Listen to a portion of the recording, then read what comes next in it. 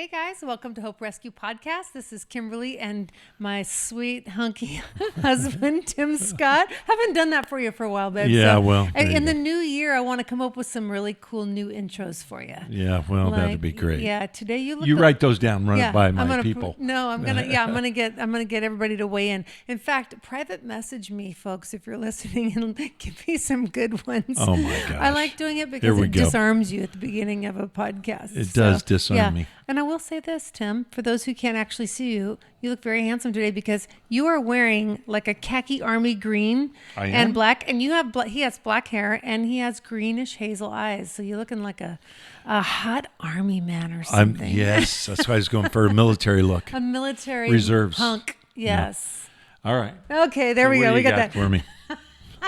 What do you got for me? We're talking about week 2 of complaining, and you're complaining because I'm complimenting you. No, it's just awkward. That's all I have to say about that. Just take it in, babe. You gotta okay, I'm going to soak it in. There it is. I got it. So last week it was our first episode on the problem of complaining. This week we're going to wrap up this topic of complaining, and we're going to give you some really good things at the end of the show to do if you lean towards that, which we all do. Yeah. Some more than others, but we actually all lean towards wanting to be a whiner, a bit of a whiner in life. So what's it like to live with a complainer? And Are you asking me? No, here, I want that's rhetorical, please. I was like, well, here we go. This is going down. Yeah, so we were talking about this ahead of time. Where like the only scripture that could come to my mind was this one, Proverbs 27:5. This is what it's like. But and I feel bad about this. It's the only one I could think of. A continual dripping on a rainy day and a quarrelsome wife are alike.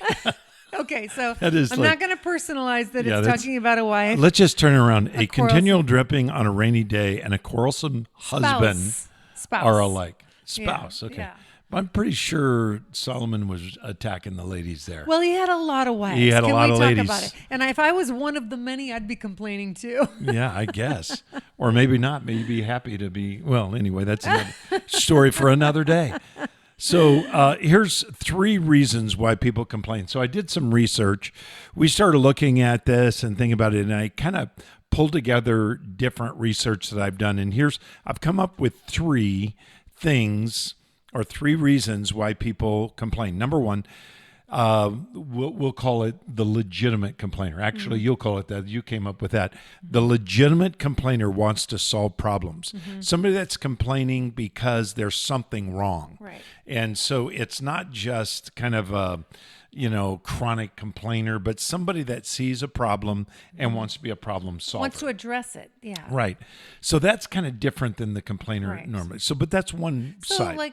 Like you get surveys after being served, like Uber Eats drops something off, or it's just like taking a survey. You're going to legitimately complain because it's important for feedback, and so that something helpful can be changed in that situation. Yeah, you get these surveys. Who wants to fill those out all the time? Babe, I do it if there's like a kickback. So if you get a free pie. It used to be like with Chick-fil-A, if you do it, then they'd hook you up with something free. So I'm down for all the free food.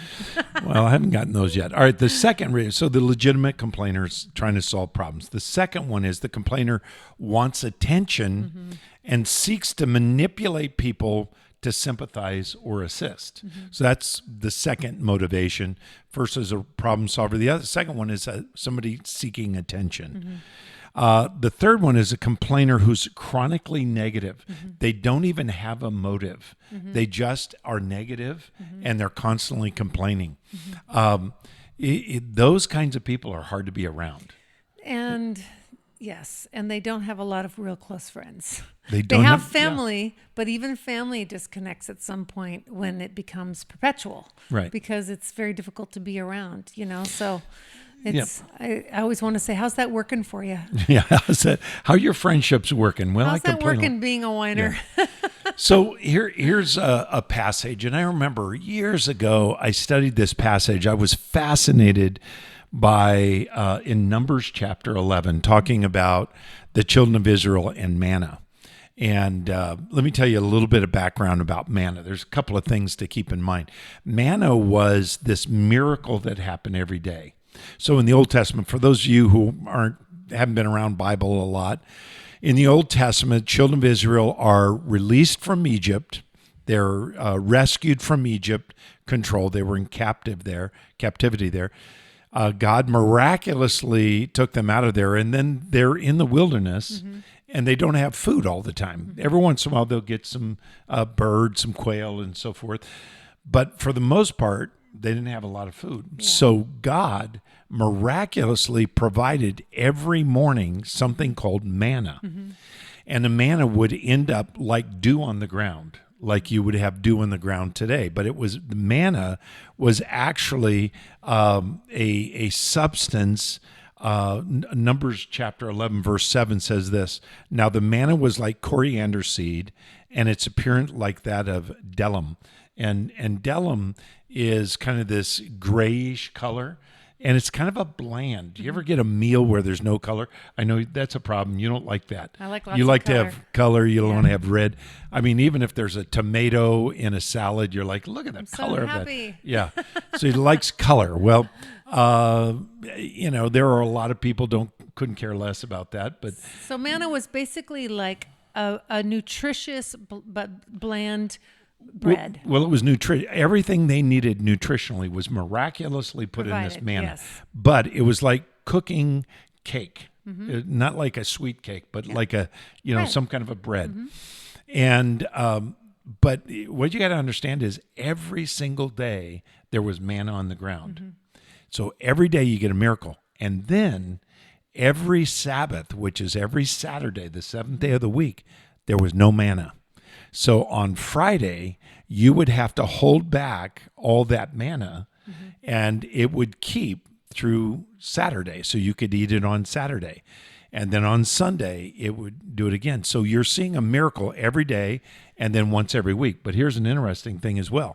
Manna, if you tried to store it, which some of them tried to store it because they weren't believing God at first. They tried to store it. It spoiled for the next day, except on Friday. Wow. It stayed over. So you're seeing this constant miracle. Can you imagine every day is a miracle?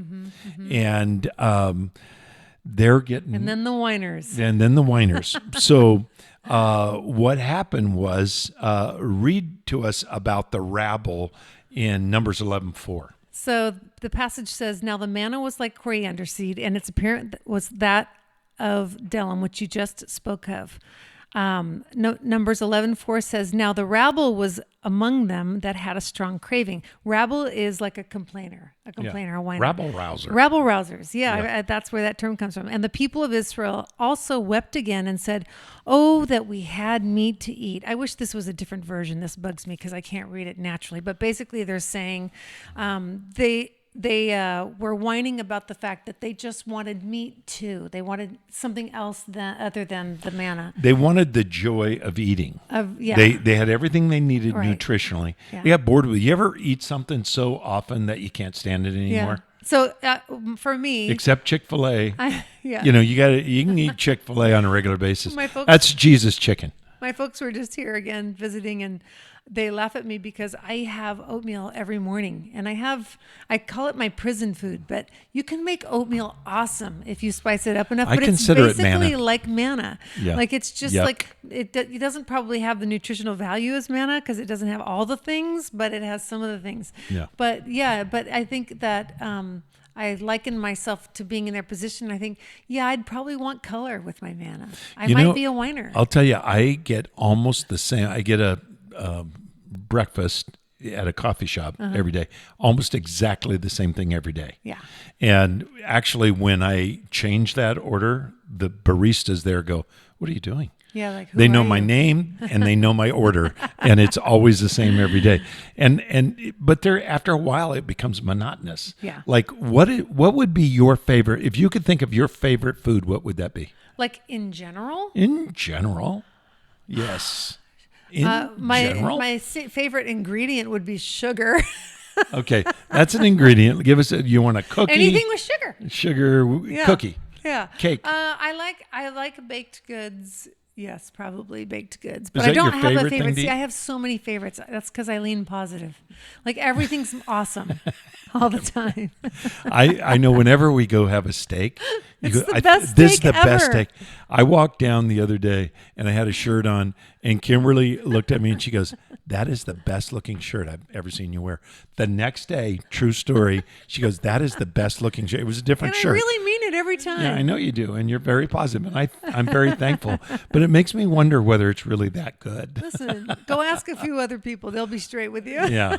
Go ask some more negative folks what they think. They'll tell you straight. Yeah, I would rather lie to me. I'm Anyway, easily going manipulated. back to the passage. Rabble rousers. So the rabble provoked the rest of the people of Israel to complain, and that's what happens with complaining, is it can become contagious. Yeah. And the negativity, It provokes other people. It's like that darkness, that overcomes the light kind of concept. It Yeah. begins to like come through the camp, and we've all seen that in work environments and home environments when you have one person and then it becomes two that are negative in your home, or it can really feel like it sucks the life out. Social structure is like that. You get a couple of people that are negative, and they can begin.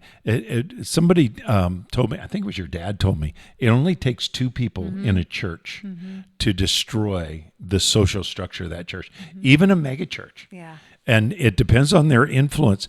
It is like cancer. It goes through.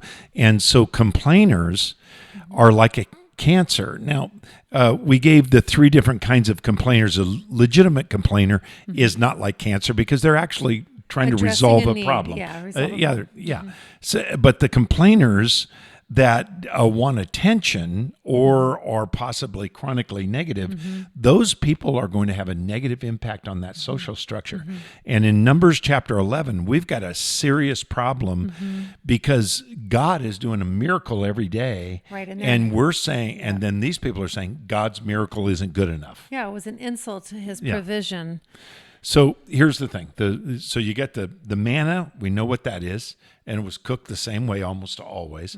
You've got the complainers, the rabble rousers, who stir up other people. Yeah. And then here's what happened. God said, "All right, I hear their complaint." Moses said, "I'm sick and tired of hearing these your people complaining." And God said, "All right, I've heard their complaints. I'm going to give them quail to eat." So he brought this wind, and it actually blew the quail off course. And unseasonably, they're moving across a plain that they normally wouldn't other than in a migration season. So it's off season, and there was so much quail that it was several feet off the ground, just thick with quail. That's weird. And it expanded a mile on either side of the camp. And there's almost 1 million people. Wow. Well, 600,000 to 1 million people. And the camp it's massive, and a day's journey on either side. That's how much quail there was. And God said, "I'm not only going to give you quail for a day, I'm not going to even give you quail." And he very specific and said, not just for a week and not just for 20 days, but for a full month, I'm going to give you quail to eat. You're going to be sick. You'll be, this is what scripture says in Numbers 11, you'll be up to your nostrils in quail. And now you enjoyed the quail at first, but now it's going to be so much, you're going to be sick of it. Yeah. And so they get it. So basically they're back to square one where they have one thing that they're just too much of, and then they're back to whining and complaining. But here's the problem. So the problem was that they were not being grateful for what God had provided. Right. So judgment was going to come upon them. This is what it says in Numbers 11:34. Therefore, the name of the place was called Kibroth Hattava, which because there they buried the people who had the craving. Now, wait a minute. You got to identify who are the people that have the craving. In verse 4, it was the rabble that had the craving. The rabble whiners, began, rabble rousers. Yeah, they stirred up the rest of the people. So the ones that died, they literally choked on quail, it says in Numbers 11. They literally choked on it before they swallowed it. Wow. So I guess nobody had Heimlich maneuver back in those days.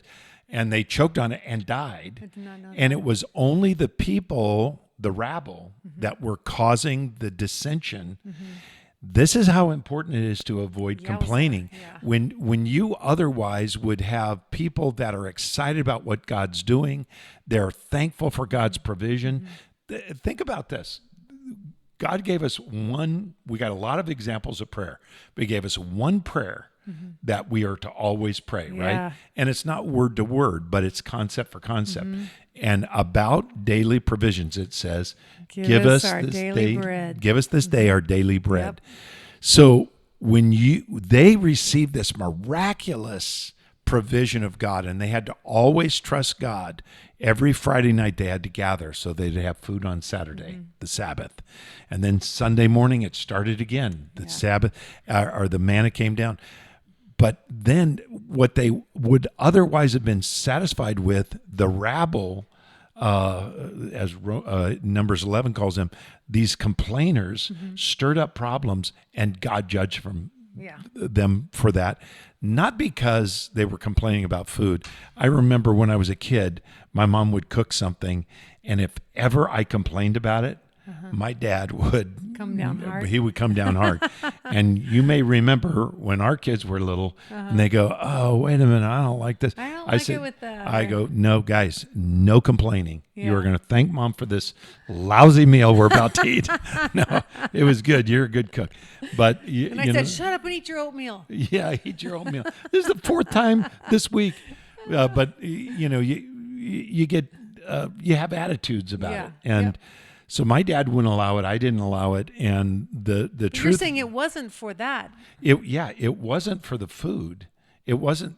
It was that they were not respecting God's provision. Yeah. So it was a disposition of being negative. It's anti-God. It's against God. So God judged the rabble. The other ones ate meat and they survived. Yeah. They were fine. Yeah. And they had it for a full month and probably grateful for it. And they went back to manna. And yet there's several lessons we learned from this. So let's get into these lessons. The first one is this. Complaining focuses on what you don't have instead of being grateful for what you do have. So good. That's what complaining is. Yep. Gratitude is just the opposite. Gratitude is focusing on what you do have and not worrying about what you don't have. Yep. So what's the second one? Do you have those there? Second one is when you complain, you displease God because you are saying your daily bread is not enough. Yeah, Think give about us this that. day our daily bread. So I would imagine if each one of us sat down and took an account in a single day of the ways that God provides for us, it would be very sobering in our bent towards complaining or being negative. When you actually do the math and lay out God's provision and you write it down, and then the one thing that you got your eye focused on, that's got to break the heart of the Father. Yeah. Just as it did. I gave you all this. I gave you all of this, and you're focusing on the quail. Yeah. So you did this to me many times. You say, I will say something, God did something, and you go, God has always been faithful, Yeah. And you remind me of that. But I remember one time you said to me, is today enough? You asked me that question, is today enough?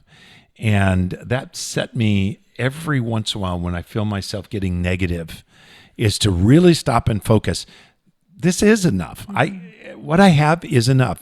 And so ask yourself this question, is today enough? And the answer is always yes. Because it's clear in his word, he has provided for you. Maybe not specifically in things that you desire or want, but he's provided a daily bread for you. Yeah. And so to not acknowledge that and to lean towards being ungrateful is a mistake. Yeah. It's a mistake. Yeah, for sure. Third lesson that we learned from Numbers 11, this whole manna quail story. When you complain, you cause others to stumble. That's what the rabble did. Yeah. So people that would otherwise be grateful, you steal their joy, you steal their gratefulness, and you turn that gratefulness and that joy into disappointment, failed expectation, and then you set up a negative environment where they no longer are moving forward spiritually. Right. They're stagnated by their own demands upon God when God has already miraculously provided for them. And I always want to bring this stuff home, to fathers and to mothers. this is where, again, we're in training ground for our families. Yes. So when you stay stuck in a negative mindset of complaining and just that, kind of never satisfied, you're actually creating that to be normal for your children for when they have their families. So it's not what legacy are you, it's not are you leaving a legacy, it's what kind are you going to leave? Yeah. Is it going to be one of a complainer, or is it going to be one of a grateful heart? Because I guarantee you, I will go to the bank on this one, that you will raise children that have your bent, if that's the culture of your home. Yeah. So you're either going to train them to be complainers, or you're going to train them to be grateful. In our Bible study last night, I was really proud of the guys. I had asked this question, the opening question for our Bible study. These young men are in their early and mid-20s, and I asked the question, how would you define your best life? Mm-hmm. What is your best life? That's a good question. And they all, to a man, said things that were so purposeful and purpose-driven. And every one of those guys, and it comes from that positivity, that positive input. But you had prepared some thoughts for the end of this podcast. Yeah. So, and just for the sake of time, let's run to those. Let's jump to it. So a lot of us are, including myself, I think. We all just struggle with this. So what are some practical ways that we can address complaining in our life? And if you don't struggle with complaining, you're probably not human. Yeah. But some of us struggle with it more than others, but either way, we all struggle. So these are some actionable ideas for you to process and consider. And I would say take on like a 7-day challenge. My encouragement to you is to try these for 7 days. Can I try it for 7 minutes? Can I start 7 minutes is better than no minutes. I'm just saying. So and just try for 7 days and then see what the impact is in your home, in your relationships with your coworkers, with you trying some of these. And here we go. Number 1, take full responsibility for your predicament. If you're complaining about a situation you're in, ask yourself, why am I in it? Did I have a part of this? And maybe you didn't. Yeah. But if you did, take responsibility for that. The second is think twice before speaking. So again, filter before you blabber. Wait a minute. What is this you speak of? Think before you speak? Is that what you're saying? You actually think of what you're going to say before you speak it? Before you say it, yes. I've never heard of such a thing. And process before you put it on social media.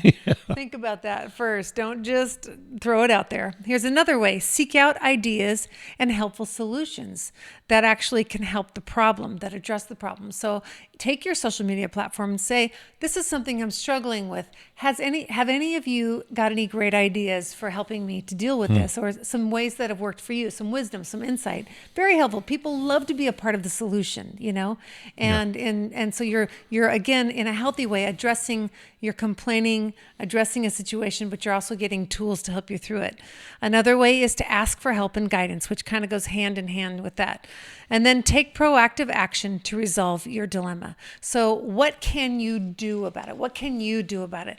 I love this quote. It's simple, but it says, while you're complaining about the little problems in your life, somebody is actually fighting for theirs. So they're not just sitting back and throwing out the words of complaining, but they're actually fighting through and trying to resolve and find help from where they're stuck. So put some muscle behind it. Every once in a while, God will put someone in your way that is struggling with something you couldn't even imagine dealing with. Mm-hmm. And it's a reminder that your suffering is not as great as you would like people to think.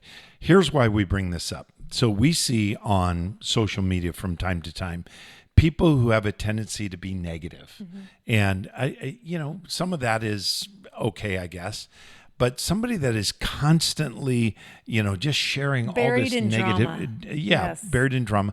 If you could just stop and think about, how do you share your manna story, not your quail story? Oh, that's how good. do you share your manna story? What is your daily bread story? What is it that God has provided for you? And maybe it is just simply this, life's tough, but I have eternal life in Jesus Christ. Or, you know what, I'm struggling with my job, but man, my wife or my husband is supportive. Right. Or, whatever it is. Or maybe I have my health and there are other things there. So there's always something. Focus on that. Share your manna story. Get on social media and say, look how good God is. I love it when in some cultures, like, this whole response, God is good. All the time. Yeah, all the time. So, it's that kind of, and he is good all the time. What we do is we set up God in our minds for failure. So we ask for him, and then we expect him to perform based on our desires. So what I would encourage you to do is take an evaluation of what God has provided, the manna that you've been given, and sometimes the quail, and just be grateful and share that, not in a way of ego, but in a way of saying, look at God. Yeah, and Look at pointing God. back to him Yeah. and pointing people towards hope. Now, if this old saying, I love it. If you don't have something good to say, say nothing at all. That's right. I don't know that my parents' generation. Did your parents say that? Oh yes, yeah. There. I kind of love it. Yeah, yeah, you would. If you're gonna say something negative, end it in something positive. Yeah. Like point people back to truth. Yeah, my mom used to say, if you don't have something positive to say, Yeah. don't say anything at all. I'm like, I would never talk. That's not true. Yeah. So anyway, here's the point. God has given you so much. Be grateful. Begin to count your blessings. Begin to really thank God for what he's provided. Be an inspiration to other people. Be grateful for what you have. God is always good. He's always good to you. Thank you for listening to Hope Rescue Podcast. We'll see you next week. Invite your friends to show up with us. You can find us hoperescuepodcast.org or hoperescue.org. Either way, we'd love to have you join with us. We'll be sharing this year a lot about what we're going to be doing in our outreach ministries. There'll be hearing more about that in the weeks to come. God bless. Have a great week. Bye, guys.